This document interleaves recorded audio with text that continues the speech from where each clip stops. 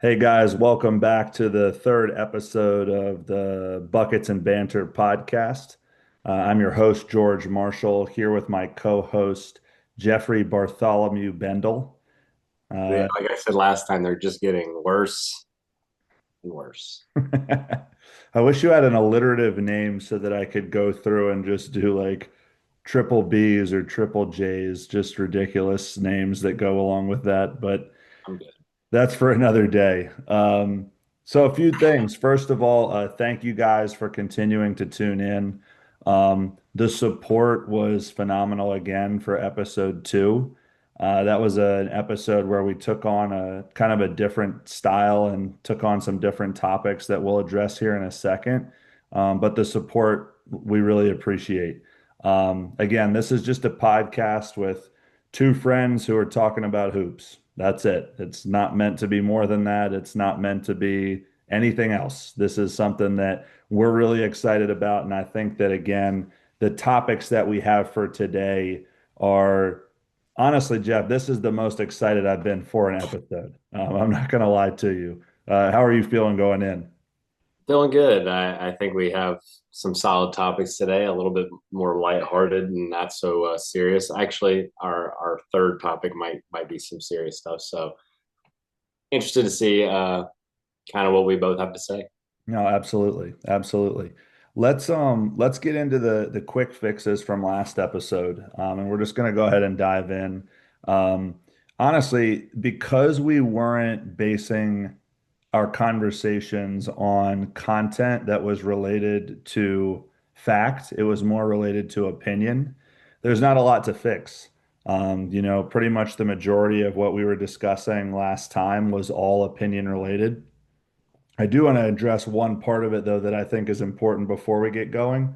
And then, Jeff, at the conclusion of this, I actually have a pretty big shout out for someone who you know and have written about, and someone very close to me. So I'm gonna take the time to do that once we're done with the quick fixes here in a moment. But the quick fix to me is we had this conversation about the messenger versus the message, which to attack and why, and then this understanding of did you have to participate in something to then be an expert of that thing? Um, I took that, especially the original tweet, which we have discussed now at length, when the conversation was essentially, well, I don't even know if I want to say essentially. Can you say the original tweet just so I don't mix my words? Because I think that was part of the problem to begin with. People who evaluate talent should have hooped. Right. Something along those lines. If you cannot hoop, you should not evaluate talent. I took hoop as hoop at a high level, meaning collegiate or professional. Sure. That's how I took it. Same. The entire state of my conversation was predicated on that assumption. I later learned through multiple conversations that it was not necessarily that way, that it was more along the lines of having, I guess, a general knowledge of basketball, the ability at one point in your life to play basketball, whether that be middle school, travel basketball, high school, whatever the case may be. Um, and I don't know why I took it the direction that I did. I'm not sad or sorry about the direction that I took it. It was just how I interpreted what was said. So it wasn't one of those things where, I thought that our content or our message was lost in any regards. Um, Based on the person who had originally said the tweet, it seems like I misinterpreted what the original message was. So that's on me. What I'm excited about, though, and again, like I'm a big believer in just learning through experience. That's something that I've done throughout the course of my playing career and into my coaching career. Um, is that in this space, you better go through stuff very, very clearly. You got to dot the I's and cross the T's. You got to read carefully because there's always going to be someone with a different or varying opinion than you. Um, and when you don't approach things with this level of like real depth and analysis, it's just going to welcome not necessarily even greater debate, but greater public opinion. Again, no hard feelings with it whatsoever. I think that we approached it very diplomatically and kind of gave both sides in a way that we supported. But that is kind of my takeaway on it. I will say, like, I don't understand why the conversation wasn't about higher level. That's just, again, my interpretation.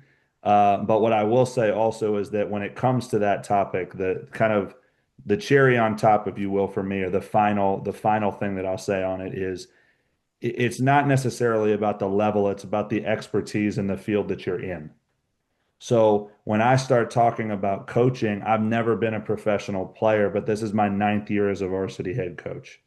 When you start talking about writing and you start talking about real talent analysis, you've done this for a decade. So this isn't a situation where, like, because we weren't pros, we therefore can't talk about blank, blank, and blank. And I think that now that you see so many professional athletes in the space of media, that can often be misconstrued. But to me, it all comes back to expertise and work ethic and humility, the ability to be able to stick with something, take feedback from others, and then move forward from there. So that's kind of the last thing that I would say on that topic. I know that you wanted to jump in as well, so I'll let you go ahead. Not really too much. I just think as an evaluator, I almost feel obligated to defend myself. I've coached a lot of kids over the years. They'll tell you I've played in a lot of pickup. I even as out of shape as I still am, I'm comfortable saying I can lace them up with anybody. So just again, defending myself, I feel like I need to say that because I don't want it to get misconstrued like I can't dribble basketball or I can't go play pickup with in any gym. So I just want that to be said from my end. So you're saying to clarify that you can hoop. Yeah, of course. Okay, Of good, good, good. course. Very nice, very nice. I think that a lot of this could be solved if we just put together like a coaches and media pickup game and filmed it the same way that kids are filmed now. Um, Right. I actually, never mind. I'll move forward from Well, there. I'll say this one also. I think it's to your point. You see so many people in the media now. I think it's another thing where you see we've been in this space enough where we've been around people who have played or who Right. can hoop or Sure. whatever.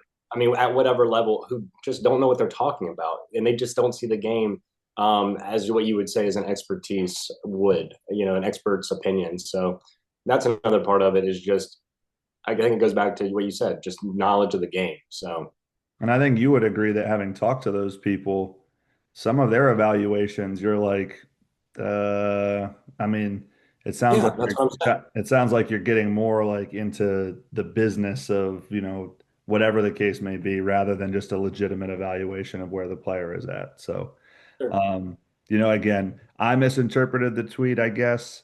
I I still did as I still stand by our conversation. I think that it was great. So, let's get into the next part. So before we get into the content for the day, I actually have two shout outs that I want to make. Um, the first one is for two coaches who were previously on my coaching staff, and the last one is for a former player. And so, what I really believe is true, and I'm going to talk more about this in my sound off a bit more, but the greatest part about coaching, in my opinion, is seeing those around you and involved in the program that you're coaching reach their potential or level up to a next level of responsibility for themselves. And so for me, the two coaches that I have to shout out who I purposefully left off of my top five list, but who deserve a tremendous amount of credit are Demario Jackson, who is now the head coach at CPI, and Ray Valines, who is now the head coach at Crescent Academy, Crescent Christian Academy.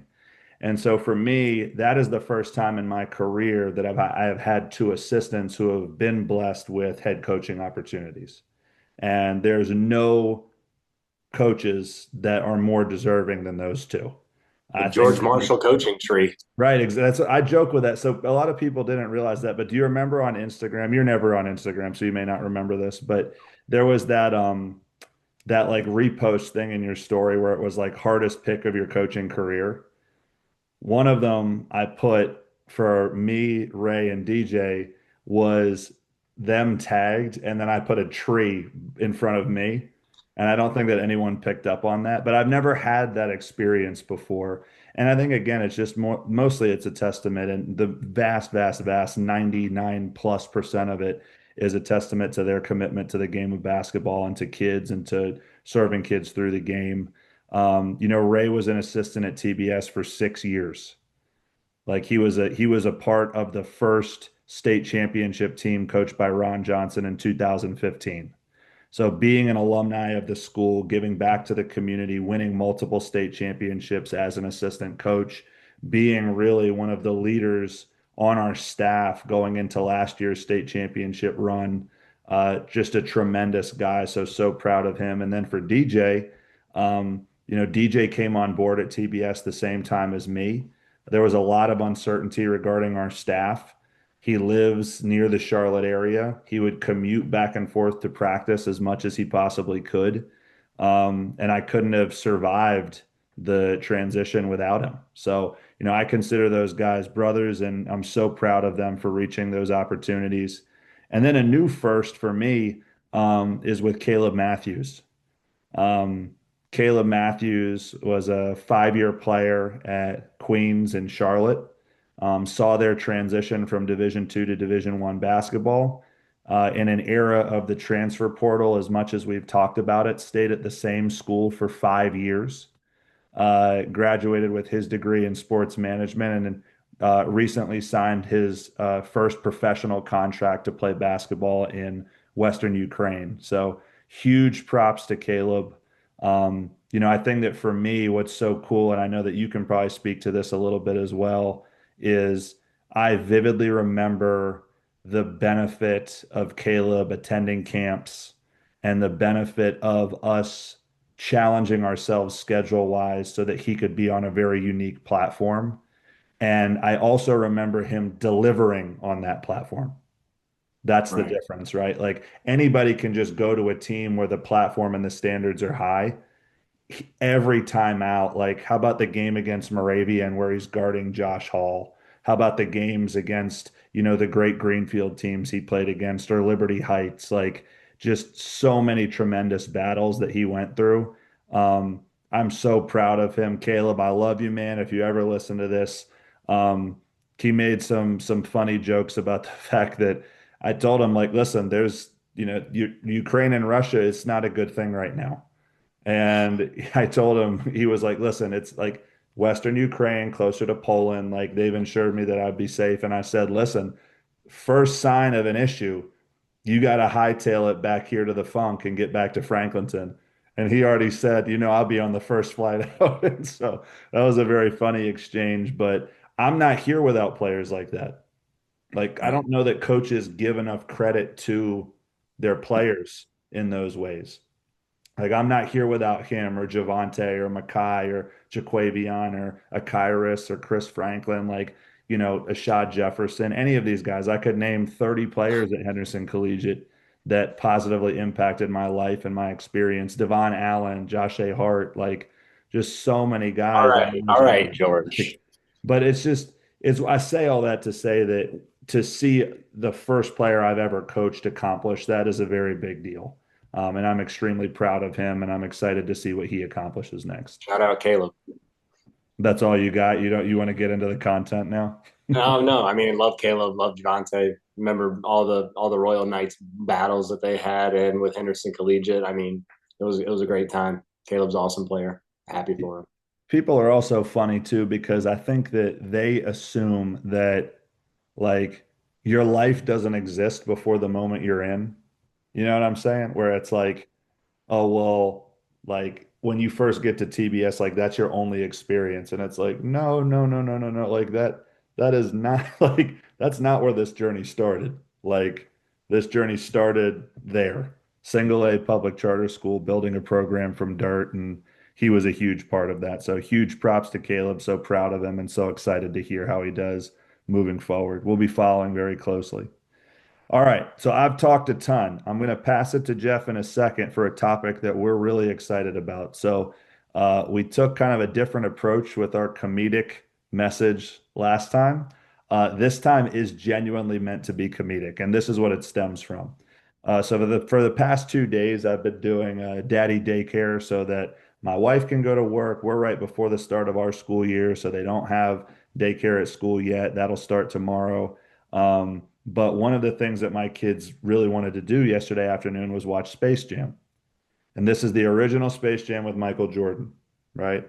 So when I'm watching this now as a coach, what I'm identifying throughout the movie, for one, is that it still is like a historical great film. Like it doesn't matter how bad the acting is, how crazy the lines are, like you're gonna watch it when it's on.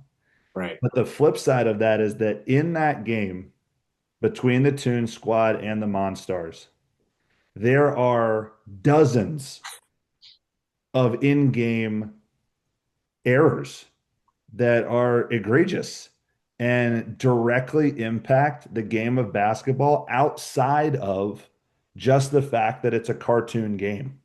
So, our first segment tonight is going to be on the historical inaccuracies of the battle between the Monstars and the Toon Squad. So, Jeff, I'm going to pass it to you. Like, give me a couple of them. I've got a list, my man. I'm Same. I'm I I'm had eight lists as well. I'm 8 to 10 deep on this list of historical inaccuracies. So, I'll pass it to you first. Let's just start with way too many players. There were I don't know. I mean, maybe at lower levels this is allowed, but any type of real organized game, you would think. I mean, they had over 15 players play. I don't know. I don't know the legality of that, and I don't think any fouls were called. I think that really stood out to me. A lot of Right. flagrants would have been flagrants. None called. Not one.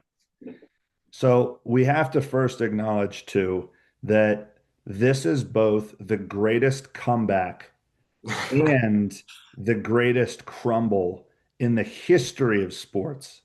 Because a lot of people who have not seen this film recently should know the halftime score of that game was 66 to 18 in favor of the Monstars.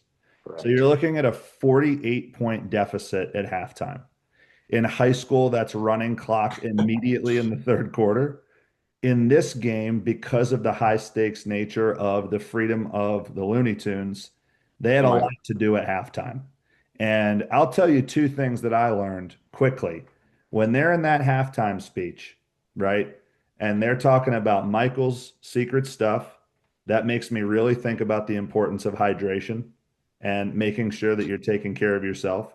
And two, talk about the importance of the confidence you have to have in yourself as a player. Like these are messages that can transcend any level. So when you talk about not only the comeback, but like the crumble by the Monstars, are you kidding me? Like you out skill, outsize, and you only score 11 points in the second half. That's unacceptable. It's an And they call unacceptable. it timeout at 68 to 66. Right. So we went on a 2 to or 46 to 2 run. Unacceptable. Unacceptable. 46 to 2, 48 to 2, excuse me. 48 to 2 run by the Toon Squad. That's just ridiculous. I think we can like to your point, Tweety definitely maximized their ceiling in that game. I mean, a small bird, very critical moments. Yes. I'd also like to point out in that Tweety does beat up the entire team. That seems Yes. illegal. A lot of violence that seems illegal. The guns, more. Ja Morant doesn't get in this much. Gets in way more trouble, and he's never brought a gun on the court ever. Oh man. That is great. That's really, really great. So here are a few kind of like small ones for me. For one, there's only one referee, Yes, Marvin the Martian. yes. In a game of this magnitude, it's unacceptable to have less than two. Unacceptable. If at Rock Hill, a Or I. travel basketball event is required to have two officials, then just giving Marvin the Martian the responsibility of this game is completely asinine. Like you're throwing the weight of the world on this little guy. It's completely unfair. Completely unfair. And that goes right hand in hand with the fact that he didn't call anything. He didn't call any fouls. He was just there to inbound the ball, get here, hit the guy, take off. Um, what was in that secret stuff? That might have been illegal. Um, and then where's Bill Murray come from? Where was he on the A roster? great That should have point. been a technical, immediate Right. free Right. throws. I'm just saying. There's a lot of issues that I have within the roster. One of them actually is related to the Monstars. Guys, if you're gonna possess the skill of four power forward slash centers in the NBA plus Muggsy Bogues, at least take their number on your jersey. Every single Monstar is wearing the number 0. Guys, that's a technical foul any way that you look at it. Like, I don't care if it's Toon Squad Monstars. I don't care if it's TBS versus whoever. That is an unacceptable, egregious error. Very pickup Half game of for that that. game. It's unacceptable. Yeah, I couldn't agree more. And then I don't think I saw any jump shots. All dunks. Everything was dunks. You would think, Michael makes one. Michael okay, makes yeah, one. one mid-range jumper, that's right. But I think that the Toon Squad actually got away with, not having to shoot the ball. Right. No, that's a good point. Like, wouldn't you just run a zone? Like, if they're not calling anything, they're not going to call defensive 3 seconds. And Put Sean Bradley's character under the freaking rim. Like, clean this up, man. and It's also, I would like to point out, no disrespect to Muggsy, they could have gotten a lot of different. They could have gotten a much better guard. They could have gotten a lot of. They could have Oh diversified this wow. Oh way better. wow. So you're saying that their loss potentially could have been based on who they selected.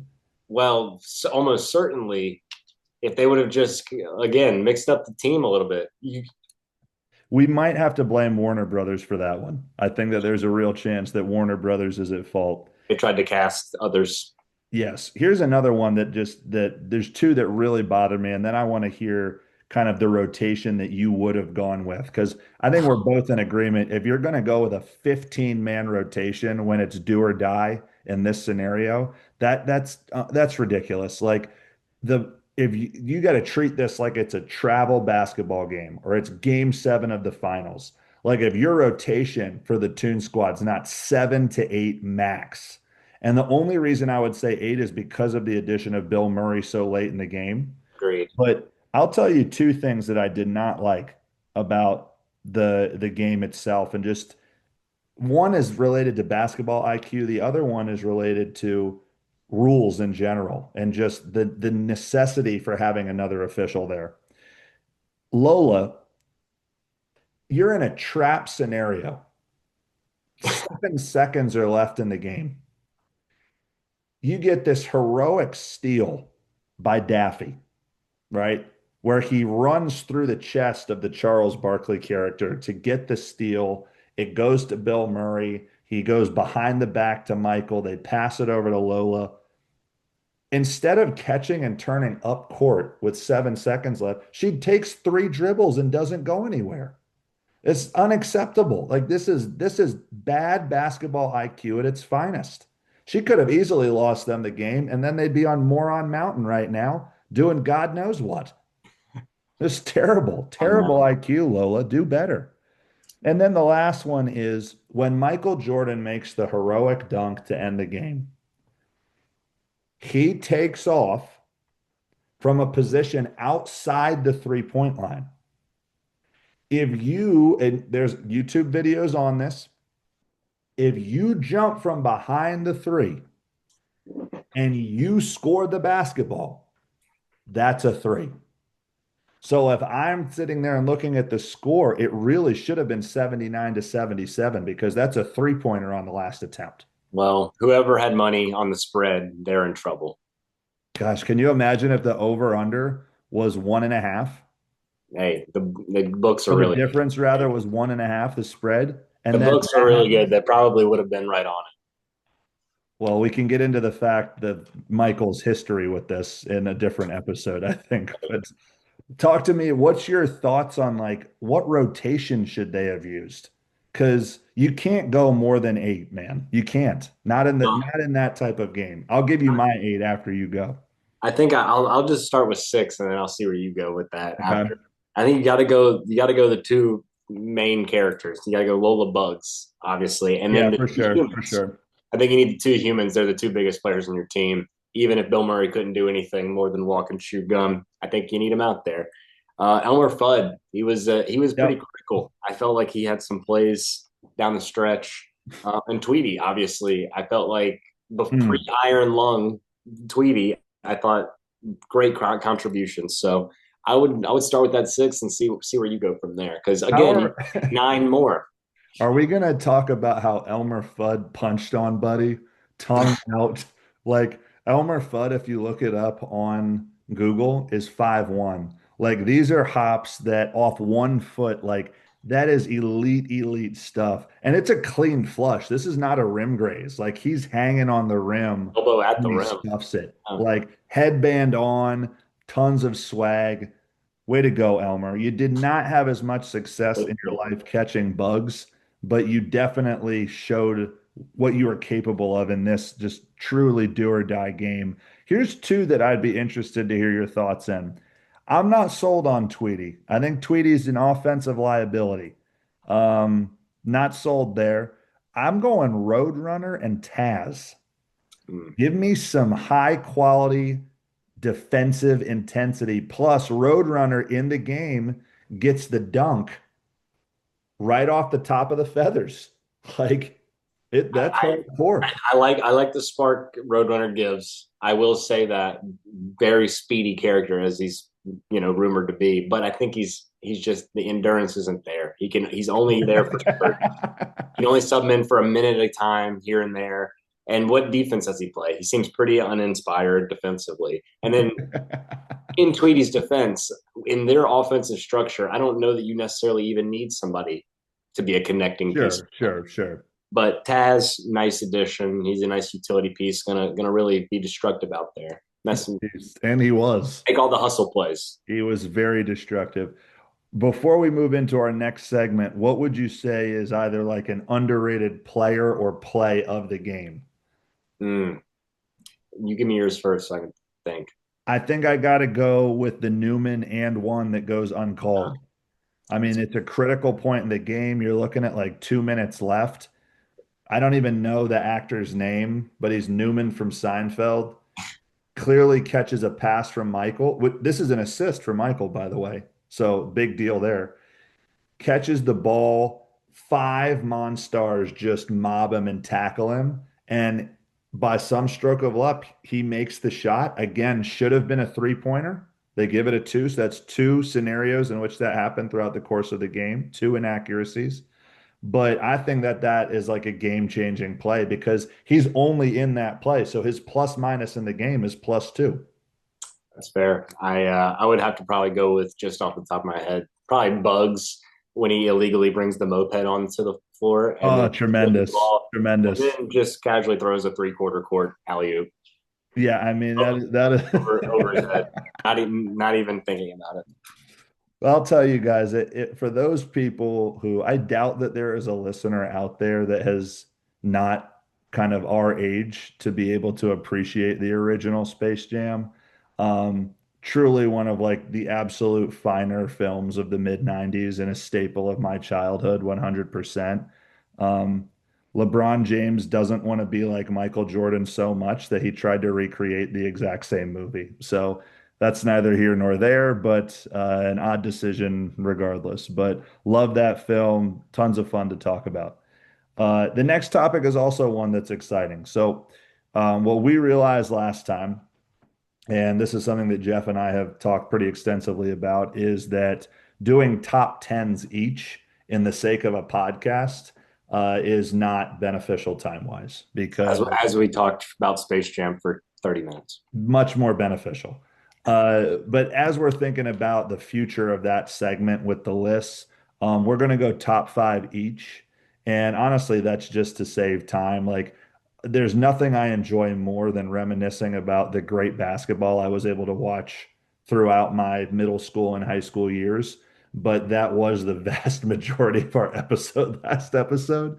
Again, no apologies for it because I could talk about it forever and talk about those players forever. But we're going to go top fives moving forward. And today's top five topic is going to be top five high school mixtapes of all time. And this was tough, Jeff. I think that you would agree. Like there were a lot of good ones out there. For sure. A lot of good nominees. I mean, you stole a lot of my honorable mentions just because you needed to reshuffle your list. You start us off. What do you got? Let's start off local. Shout out Webb Wellman, John Wall's mixtape. I think that is when I think high school basketball mixtape.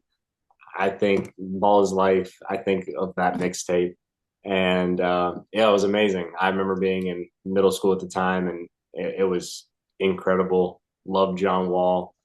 Thought it was amazing. The Sham God move in that one is nuts. The blocks are The crazy. lefty dunk, Just like, the power, the speed, all of it yes, is just just unbelievable. insane. And shout out to Webb also because he really was kind of the godfather of this. Yes, I think that when you start thinking about the culture and the benefit of media following star players and being connected to them, Webb has played a tremendous role in that. And I think that, I'm sure that John Wall on multiple occasions has talked about the benefit of Webb's mixtapes in that way and how it propelled him to being the number one overall player in that class. So I love that one. I'm going to go with Akil Carr. Crime Stopper. It's the best nickname in high school sports because it's true. So literally so many people being in his gym in Baltimore that crime literally stopped in the city. Talk about the handle, talk about the explosiveness. There's something about like a 5'7" guard that you just can't stay in front of. Like, how do you scheme for that? It opens up so many possibilities. But he was tremendous. So big shout out to that one for sure. Yeah, Akil was amazing. He was one of my guys as well. Then I don't know if there was even a better mixtape other than if I didn't have John Wall on here, Zion Williamson might be the best mixtape that there's ever been. And it still might, but the just maybe I guess because the nostalgia of the John Wall one seeps in, but Right. Zion having been there for it, it was incredible. And the mixtape, it's accurate. It's accurate to what he was doing every single night, and it was he the biggest, most explosive freak athlete I think I've ever seen. Incredible. I wish he could stay healthy and get Right. his habit right. It's one thing for him to have highlights on his dunks. I would love to see just a highlight tape of his blocks. Yeah, Like, have you seen the comedian who says that Zion Williamson is guilty of reverse racism for how dominant he was in high school? Absolutely perfect. It's perfectly summarized, but no, he's a killer. Um, Mac McClung, like this was a tough one for me because I was definitely going to include one where there was someone with an elite dunk package. I just don't think that you can get more diversity with his dunks and more creativity with his dunks than Mac in game. I mean, to be a 6'2" white guy, to be East Baying in games, to be catching tip slams on top of people's heads, and now to be, that transcending into being a multi-time NBA dunk contest champion. It's awesome. That was one that was right there at the top of the list for me. yeah. I know Mac was crazy in high school. The dunks every night. I mean, they were shutting down the city, Gate City, a Yeah. small town, really. Um, my third one is Marcus Levette, craziest handle, slip Yes. ball, and I mean, ball handler just gets wherever he wants. Pace is crazy. His mix is amazing because it's as if he's just going at you a million miles an hour, and he's so under control. Just incredible. I think that there's something to be said too about him being left-handed. Like it honestly makes it look even better that his handle is just that shifty, like sort of Nick Van Exel vibes, if you will. But his was just tremendous. My next one's Aaron Gordon from Vision Balls. Nice. VB, like that one, I'm telling you, man, there's his he was one of those players where you really couldn't have told me he wouldn't be an NBA superstar.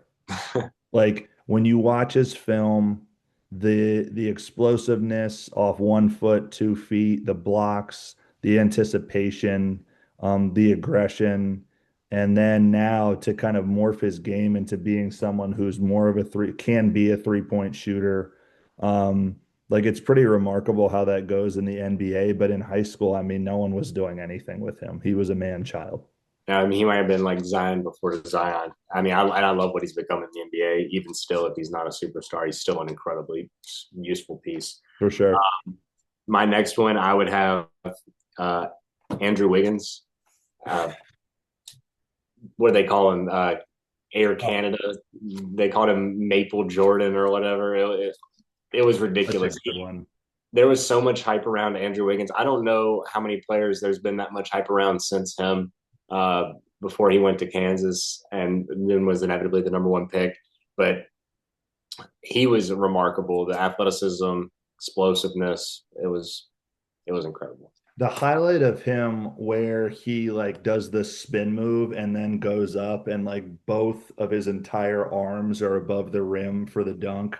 Like he was ridiculous, man. I mean, again, like couldn't have told me he wouldn't have been a superstar like the way that he is. And that's not to say he hasn't had a tremendous career, but man, he was impressive in high school. I think my next two will surprise you. I made one, excuse me, edit. And I'm not going to shout out the John Wall one because you have already done that. My next one is Gabe York, Nice. shooting guard at Arizona. Ended up being there for multiple years. I think being a double-digit scorer for a few years out there. When he was at Orange Lutheran in California, the specific highlight people should remember is when he catches the one-handed alley-oop on top of someone's head. Uh, Gabe was like it's just an incredible athlete, great shooter, really came on strong his junior and senior year of high school. But his mixtape is something serious. That was at a point, Jeff, where like the dudes from California were kind of killing the mixtape game. Like whether it was him, Aaron Gordon, who we already mentioned, Stanley Robinson was one that was out there. Like the competition that was in that part of the country was really, really elite, and he was one of the top dogs. There's no question about it. Yeah, no, no, totally agree. Rounding out my list, I have Harry Giles, kind of going on that same ilk of man. He was incredible, had the full package, power, finesse, everything. He could play on the block, he could play around the perimeter, he could play in the mid post. The one of the most talented players I think I've ever seen. And even though he was still had a great career and had overseas contracts and NBA contracts. It's you can go back and watch and think about what could have been. Right. I mean, just hearing and seeing the battles of him versus Thon Maker at the wall, like maybe the best head-to-head matchup in the country that year. Absolutely tremendous. Really cool to see him holding it down for the hoop state and still giving back because he's around. My Absolutely. last one I made an edit, and again, mine are not like 1 through 5. So please, if you're listening, do not see this as like, well, George said this is the best high school mixtape. No, like this is one of the best. There are many that will not be named that are great. Austin Rivers is great. I had Vince Carter on my honorable mention, and I think that one is one that if you haven't seen high school highlights, holy crap. Like it is as advertised. But the one that I think is kind of slept on is Julius Randle. Down in Texas, the Texas Titans, I think it was Crestwood Academy, if I'm not mistaken. Him and Mikey Mitchell and just a bunch of Division I guys beating up on what inevitably were smaller opponents. But he was also kind of like a Zion before Zion, like really good ball skills, left-handed power forward, just absolutely stuffing it on people whenever he could. Really impressive mixtape and definitely a staple of that culture growing up. Yeah, no doubt. I think we have great lists. I'm happy saying mine could be a top five list. I'll say mine was in order. But you'd go 1 through 5, right? Sure. Yeah, that would make sense to me if you went 1 through 5, because then you would have had John, Zion. Who was your third? Marcus Levet. Marcus Levet. Okay, okay, okay. That's good. I don't even know how I'd rank my 5. I'll probably come back to it at a different time, but um, I'm excited for this next topic. It's a big one. It's one that obviously is directly connected to both your world and mine. Um, we're going to talk now about the culture of development versus winning. And the reason that this has been brought up is because, and Jeff, you can kind of explain the rationale if I'm missing anything, but there is a real disconnect right now in the developmental system in the United States. And we talked about that last episode when we compared and contrasted the American developmental system with the European system, how much more exclusive it is in Europe and how it's more club team related. But now what we're seeing is a lot of people at younger ages here, because it's such a money driven and attention driven culture, going younger and younger with the emphasis on winning rather than development. And so, Jeff, why don't you kind of take it away in terms of like your thoughts and what you've seen? Because I think your perspective as someone who covers basketball as a whole is really important. Sure. I think it's fair to say, I mean, kids are definitely playing too many games, but I think as with so many other things that we've talked about, it starts at the top. Basketball is just becoming a year-round sport in general, and it's one of those things where if kids are not playing here, they're going to play there. And I think kids are just encouraged to play more now than they were, which I don't know is necessarily a good thing, but it's still going to happen regardless. So I don't know. I think that there's a real issue. I think that you don't need to have so much emphasis on winning basketball games at events that really don't matter in the bigger scheme of things. Really just focus more on development. And I think you see at younger age groups, especially, this is more, prominent, and you just have more coaches with a desire to win, and they'll do anything to win at all costs, which is great. And you need to teach these kids winning habits and how to win and all these things. But winning is not everything if you're sacrificing kids' development to do so. I think one of the things we've talked about previously about this is, you see these teams, a lot of travel teams especially, will take, football player like kids, Yeah. knowing that they're not going to play basketball long term, and then they would rather have a kid like that who's, able to dominate the paint, even though he's inevitably just going to go play football 2 years later, Right. uh, as opposed to develop a kid who's actually going to be a long-term basketball prospect. So, Right. Right. Can you speak on some of the things you're seeing in the middle school age groups at your events that would be an example of prioritizing winning rather than development? yeah, kind of just as I explained. I mean, I think it just kind of goes with what I just said. I think you see a lot of these coaches that have more of an emphasis on winning games, which is just whether it's playing time, whether it's what sets they're running. I think the idea of not getting touches to players because they're not developed, I think, like we've talked about before, reps are so important. So if you have an Hmm. underdeveloped, I keep going back to big men because they're typically the most underdeveloped.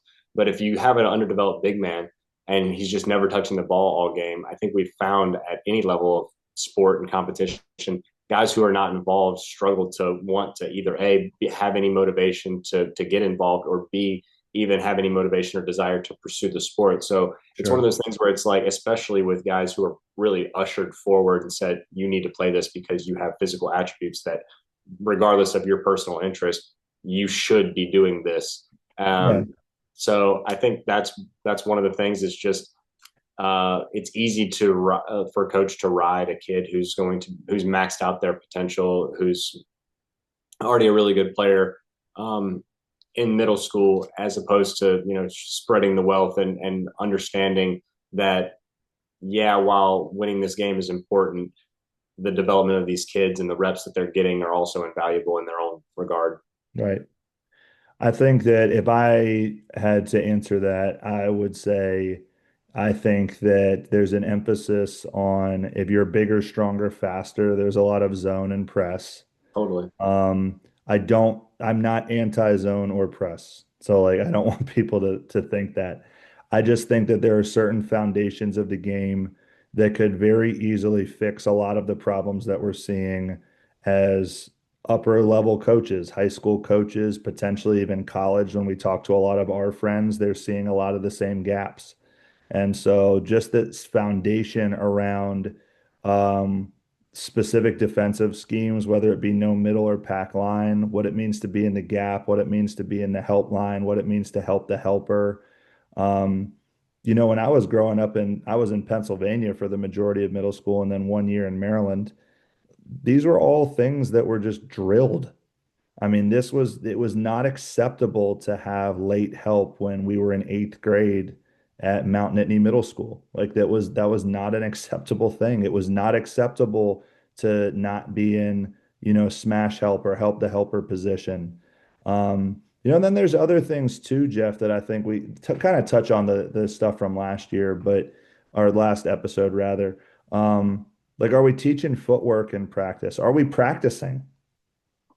Like, do Not we enough. know? Like, I think that that's the thing. And, what I've realized is that I think a lot of coaches don't run practice because they don't know how to run a practice. And I think that it's really easy to put together kind of a mob and just go out and beat up on kids you're bigger and stronger than. But the ability to pass, the ability to move without the basketball, um, again, I'm watching these highlights with Trey on a nightly basis, and the number of people who just took pride in like, let me get to the offensive glass to get a basket, or let me do a backdoor cut here or there. Um, Pretty impressive. So I just think that in the middle school level, it's all about development. It's all about playing the game the right way. And some of that is physical and some of that's mental, but a lot of that is foundational. And that's both things. So when do you think it becomes most appropriate to balance like, hey, this is where we really need to ramp it up with an emphasis on winning? Because I have a very specific thought on this as a coach, but where do you stand? I mean, I think it's good to start at that age group going into high school, but I think even 15U might be where the starting point is for me. I think the way that they kind of had travel basketball at its original point was great. I think it was more emphasized on 17, 16, 15s, um, Yep. especially even up until like, five-ish years Oh, ago. absolutely. And I think that kind of structure is was successful for a reason. And again, we're talking about this, and it still works out in the end for a lot of these kids. But Hmm. ultimately, to your point, where you talk about the size and athleticism, those are the kids that ultimately struggle to get developed the most. Is the ones who are big or just athletic at an early age, and they don't Sure. have the foundational skills that you're talking about of IQ, passing, shooting, spacing, understanding anything outside of how to physically impose themselves onto other kids, Sure. which again, as we've seen time and again, will catch up to them, and Oh, no doubt. that doesn't stand the test of time. So I think that the high school ages, it has to become more important for me as a coach, even having just coached in two AAU tournaments that I was not expecting to do so, and having to kind of fill in those moments. The last event that we coached in for Team Loaded South for the summer was that I did was with the 16 and under group, and we just moved them up to play 17 and under. I think that's an underutilized thing that more teams need to do, and they need to be willing to go up and to fail and to lose. But our team was kind of a combination of 16 and under kids with some 15 and under team loaded kids, and then one senior, Drew Johnson, who I'll talk about a little bit later as well, to play up with the 17s. But like, you can't approach those games not wanting to win. Like, to totally. me, I think that that matters when it comes to the next step in their recruiting process. Like, a baseline for me as a coach, and what I love about, I'll use Garen Holmes as an example, right? Like, he's getting a lot of attention right now, and rightfully so. What I tell every college coach I speak to about him is that his greatest strength is that he hates to freaking lose. Like, it's the number one thing that he despises. He is sick after it. He can't stand it. He's mad about it. And I love that approach to the game. And I think that at high school levels, that is really important. And I think that honestly, because of the amount of basketball kids are playing right now, they're desensitized to losing. Like, when Yeah. we lost that first game on that Friday to who was it? The Raptors, Charleston Raptors, I think was the team's name. Really, really eating you up. But like, this stuff bothers me. Like, I'm not going home, please. I don't care if it's AAU or anything. Like, it matters. And that's not to say that that's healthy because there's gaps within that as well. But it is to say that I think that when we start to get into 15U plus, it's really got to start to shift. You've got to marry the foundation that you have from what you should have had throughout your adolescence, throughout your amateur stuff in middle school, and you've got to balance that with this real competitive drive to get the most out of that experience. If you're not playing to win at that point, I know people will say like, "Oh, well, the coaches just they want to take trophies, they want to post pictures on Instagram and this and that." You know who does this the best, who we've actually already shouted out on this podcast, is Wit. Like, losing AAU games matters to him. It Right. matters to him as it should, but he's also coaching guys that are on the cusp of collegiate basketball, so they should matter to them. But I think that that balance is really important to achieve, and I don't think we're doing a good job of getting there. But I do think that it's important that some steps be taken in order to get it done. How would you fix it? Like, what would your thoughts be? I don't know. I also think I just kind of building off your point. I think it is a wiring thing. Nobody wants to lose, and everybody wants to win. But I think there's extremes to it. I mean, the greatest players hate losing at the highest level, and Right. they hate losing more than they like winning. It's one of those things, and it's really just how are you wired? How much desire do you have? How much time are you putting in? All the things that go into it. There's so many intangibles that separate talented players and high level players from the greatest players that end up panning out.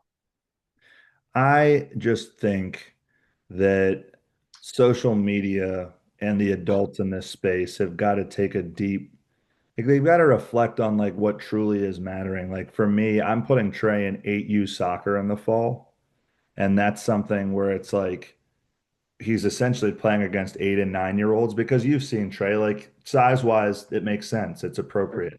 But toughness wise and mentality wise, like he's not ready for that level. Right. Like he's going to take some real shots, and there are going to be some days where it's like, oh, why would you do that, George? Like he's 6. Like it should all just be about love and fun. And guys, like my son loves these sports, loves. He loves them more than I love them. Like he loves playing soccer and basketball and baseball. It's what he enjoys most. But the biggest thing for me is I want to do it to challenge him because I think it will be better for him long term to have more consistent practices, to play against more guys who are going to be older, bigger, stronger, faster, whatever the case may be. And I just want to see if he's ready for it. I don't think it'll impact his love of the game at all, and my messaging won't be any different. But this isn't a parenting diatribe. That's just kind of a side note. But I really think that adults and social media and the need for attention and to live vicariously through kids has kind of ruined what development looks like. None of this existed when I was in middle school. So the only thing that you had was your foundation. Sure. Only had your teammates. You only had your ability to master fundamentals. And we've talked a lot about how, like, in an ideal world, I would have loved to have had some of the bag that half of my players have. That would have been amazing. I don't have any of it. My bag is empty. I tell them that all the time. But my foundation is strong because of those experiences. And, I think that there's a real gap right now in are we teaching kids in our country the game the correct way so that when it matters most and they need to be most competitive, they're able to do that.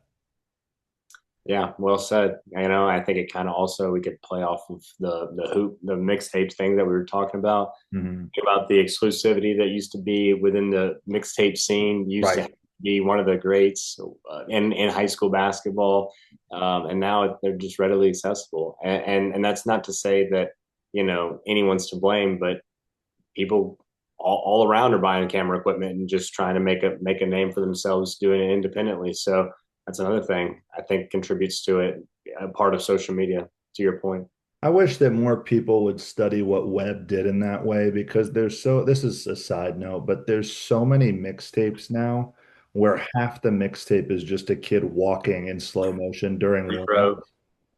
Like, How many live baskets are we watching? How many live highlights? Go back and watch Webb's mixtape on Shaquille Moore as a senior. You want to see how something's done? That's how it's done. Like this guy literally looks like a McDonald's All-American. And I'll be honest with you, having competed against him, he was a bad man. He was a bad man. But it's the fact that there's no fluff and nonsense within it. You might get one warm-up dunk, and then after that, it's in-game stuff. It's in-game highlights. Now everyone just wants to post something to say that they have it. That is not a conversation for right now. Right, But it right. is We'll something say that, that for another podcast. yeah, maybe I should track live baskets or statistics during highlight films I see moving forward. That'd be an interesting thing. I don't think that would be the best use of my time, but that's neither here nor there. Because I talked so much just then, I'm actually going to turn it over to you, Jeff, for the first sound off. Um, I am going to, unless you'd rather me take this first, I will tell you that I am going to throw an audible into mine because of something that I said earlier in the week in defense of one of my players. So if you're cool with that, it's either way. Who do you want to have start this process? I'm fine starting. Okay, And cool. mine is going to be quick and it's pretty lighthearted. We are adults. We should know how to spell and what words mean. YOUR is possessive. YOURE is you are. I don't know how people get dressed in the morning. And that's all I have to say. Learn how to spell. I thought you were going to have the whiteboard for this section. I have it written here, but I also have other notes that I probably should just leave. Okay. Uh, how bad is Twitter grammar? Like, does it just bother you? Does it eat you up? Like, is it just a horrible Listen, experience when you I'm read these I'm tweets? not here to be the grammar police. I really am not. And there's so many more that I could list off as a writer, but that one is so elementary, and it's not even Twitter. I see it all Right. the time. I see it every day. It's so irritating. When Learn how I to. see these like these graphics or these posts about kids' offers and they misspell stuff, that eats at me. Like there's something about having like correct punctuation and grammar that matters. Um, it's not difficult. It's just not like Again, not trying to not, be a grammar yeah. police. I'm trying to be square. I digress. Let's hear what you Listen, square it up, man. I'm here for it. So mine is going to be about the recruiting process. Um, I'll use one of my players as an example, but it's more about players like him that I think when we talked about 2 episodes ago, the pros and cons of the transfer portal, the greatest con to me is that regional recruiting for very talented young men and young women has really been negatively impacted. And the reason for that, I understand. I understand as a coach, especially at the collegiate level, I'm not in a situation like them. Like my job security is going to be based on being a great employee at the Burlington School as a whole, not whether or not I win basketball games or win state championships. Um, for college coaches, that's not the case. It's a win now world that they're in. Athletic directors are a lot less forgiving than they've ever been because money is on the line. And when you're starting to pay players and things like that get involved, the timeline for success becomes very quick. It is no longer a situation where you can really even let a kid develop 2 and 3 years and 4 years like it has been in the past. But I'm going to use one of my players as an example, and that is Drew Johnson. Drew Johnson, 5'11 guard, reclassed to us and is now in the class of 2026. Crafty lefty, strong decision maker, great passer, great shooter. Um, I'll be honest, Jeff, I just think he's really caught in the harshest part of the transfer portal, which is a kid that is kind of between levels, and I would say between positions. I think he's more than capable of being a combo guard and either playing point or being a shooting guard based on his ability to score the basketball. But the reality is, in so many conversations that I have right now with coaches, it's, well, can he do this better? Can he do this better? Does he do this? And guys, here's the reality. This is a 3.5 kid, 3.5 GPA. He's going to be one of our captains, almost guaranteed. I would say near 100% certain. Has a great family, is committed, is currently going to take classes at Elon University to start his senior year. And the only feedback I'm getting on this is deficit related. Could he do this better? Could he do this better? Could he do this better?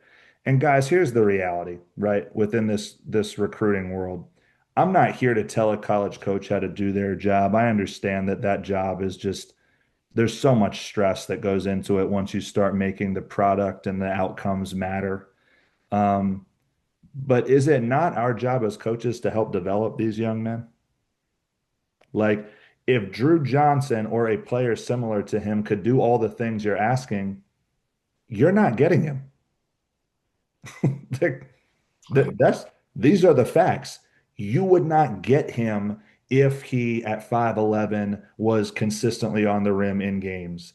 If he averaged 7 assists or averaged like this is just nonsense. I mean, the greatest skill right now, what would you describe as like the skill that is truly most valuable in basketball? Just rattle off a few. Shooting, rebounding, rim protection. So let's just stop at shooting. Okay.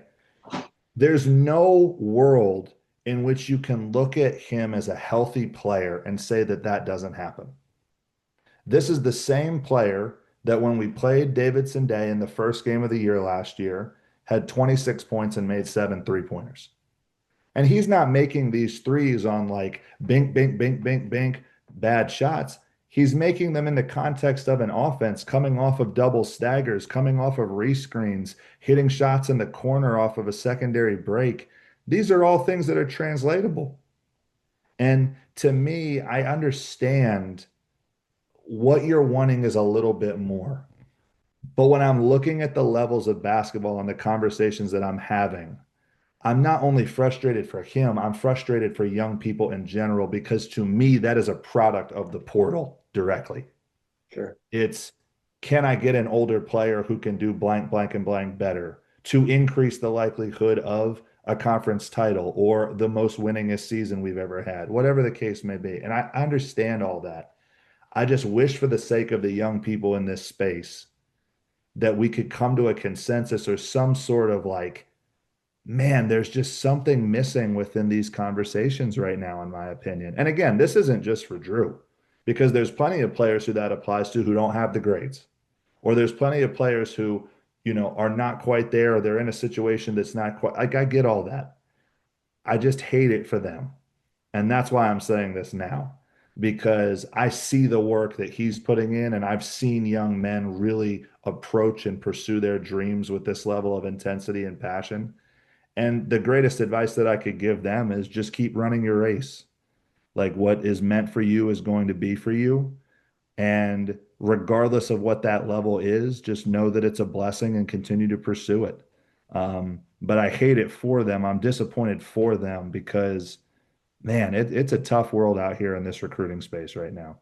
Yeah, definitely. I mean, shout out to Drew. My only comments on that topic is I think it's one of those things where Division twos and Division threes especially are just there's no motivation for them to recruit and offer kids this early because then it just incentivizes higher level programs to just snatch the kids that they want, see if they Mm. choose to want those kids. So I think it's one of those things where just the process itself for those programs has to be more of a drawn out, longer process. Obviously, you Sure. want commitments in August, but um, you see a lot of these programs do a lot of their work behind closed doors, and then you see kids committed before you even know that they're offered or going on visits. Yeah, I think that that makes complete sense. I also think that it is the responsibility of coach. Like, I really question whether or not I wanted to say something like this about it, but I think that that's the benefit of us doing this is like this now becomes a platform, right? this is no longer just like George gets on the phone with X, Y, and Z coach. No, if this is going to be a space we're in, then like let's address these issues. Because this isn't about just a player at TBS. This is about a greater conversation about recruiting culture as a whole. Sure. And again, like I'm not sitting here saying that like I'm a know-it-all or that you must do this, this, and that. Like, no, that's not what this is about. It's just I'm acknowledging the fact that times have changed tremendously, and I feel for the kids who it's impacting, which is why my greatest advice is continue to put the work in, continue to be humble, continue to run your race. And what will be there for you will be there. Cool. Well, guys, thank you so much for tuning in to the third episode of Buckets and Banter. Um, Jeff, I don't know about you, but this has been one of my favorite episodes to film. I know that there's only been three of them, so that's not really the highest of high praise, but Definitely my top three. definitely in our top three. There you go. But we appreciate you guys. Just as a reminder, please like, subscribe, whether it be Apple Podcasts, on Spotify, on YouTube. We really appreciate all the support that you guys have had so far, and we look forward to continuing to share kind of our thoughts moving forward in the next couple weeks. So thank you guys so much for tuning in, and we'll see you next week.